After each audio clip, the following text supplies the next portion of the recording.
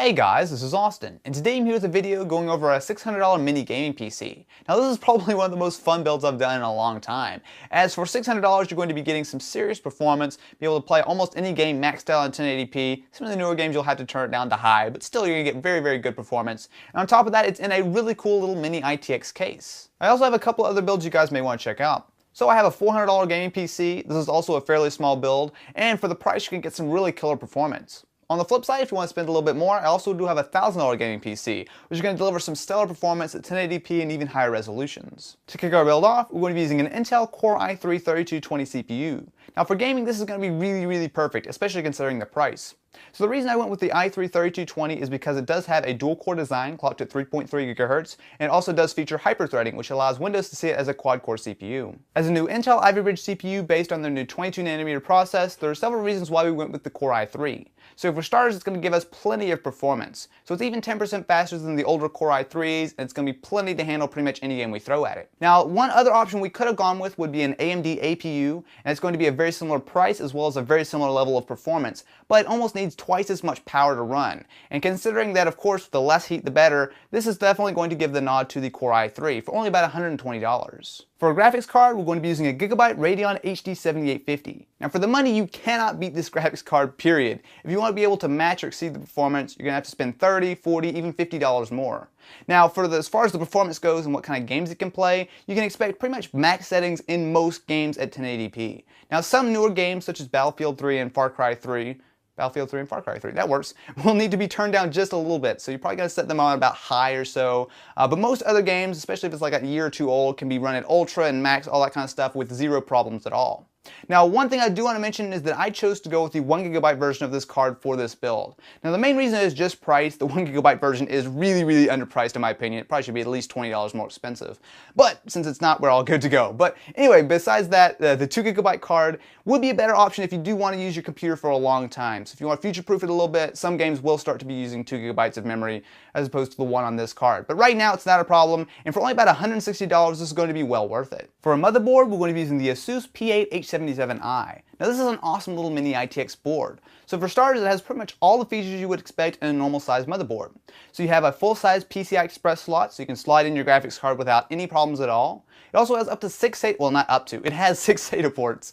So you can plug in all kinds of hard drives, DVD drives, whatever you want. There's going to be plenty of expandability options. Now this is an H77 board, so it's not going to be overclockable, but since the CPU isn't overclockable either, not really a big deal. For only about $100, this is going to be perfect. For memory, we're going to be using 8GB of Samsung DDR3 RAM. Now this is absolutely awesome stuff. I recently used it in my $1,500 build. It's going to work just as well here. So if you take a look at it, it looks very boring. So it's actually going to be quite a bit shorter than normal RAM, and it also has zero heat sinks or anything like that. But don't let looks fool you. This is some of the highest performing stuff that you can buy. So it's going to be normally clocked at 1600 MHz, which is going to be totally fine for most motherboards, and if you don't want to overclock it, you can just leave it there and deliver some really nice performance.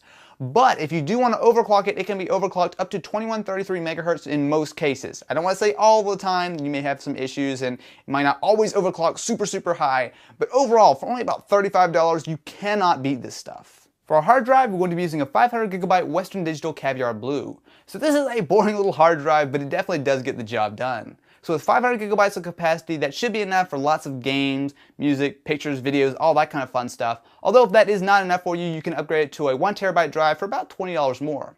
On top of that, it is a 7200 RPM drive, which means it's going to be fast, not quite as fast as a black drive and nowhere near as fast as an SSD, but it's going to be plenty to get the job done. Now if you guys do want, you could upgrade this to an SSD as well as that 1TB option that I mentioned earlier. And again, I will link to all the parts and the different options that you guys could choose in the description of this video.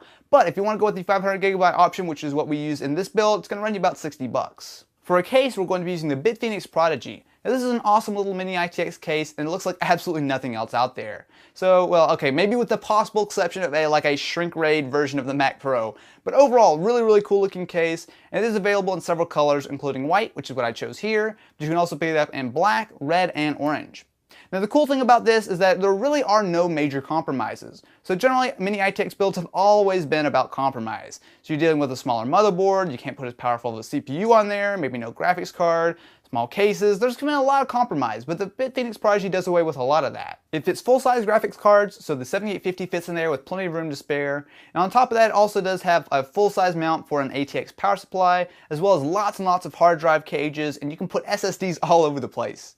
Probably the coolest thing about it though is that you can get some really nice performance. So it comes with a pair of 120mm fans, which are just fine, and that's what we're going to be using in this build. But if you wanted to, you could even fit a 240mm radiator on the roof of the case, which is really cool for something that is this small. For about $80, this is going to be well worth it. For a power supply, we're going to be using a 430 watt Corsair CX430. Now the cool thing about this is that this is a cheap power supply without being cheaply made, and there's a big difference there. So you're going to get some really nice performance and efficiency thanks to the 80+ bronze rating on there, and it's also a little bit smaller than a normal size ATX power supply. Now the reason I mention that is that the Prodigy definitely does have a little bit of a cramped area as far as where you put the power supply in, so that little bit of extra space that you get since this power supply is smaller means that you have more room to route all your cables and all that kind of fun stuff. For only $40, this is going to be perfect. Last but not least, you want to consider picking up a copy of Windows 7 or Windows 8. Now I'm going to leave this totally up to you guys. I know a lot of people really like Windows 7 and a lot of people like Windows 8. But basically, there's not going to be any huge difference. Both are going to be able to play tons of games. There's really no major differences as far as compatibility that I found. A couple of corner cases where stuff won't work on Windows 8. But in general, it's going to work just fine. And of course, with Windows 8, you're going to have more updates and all that kind of stuff in the future.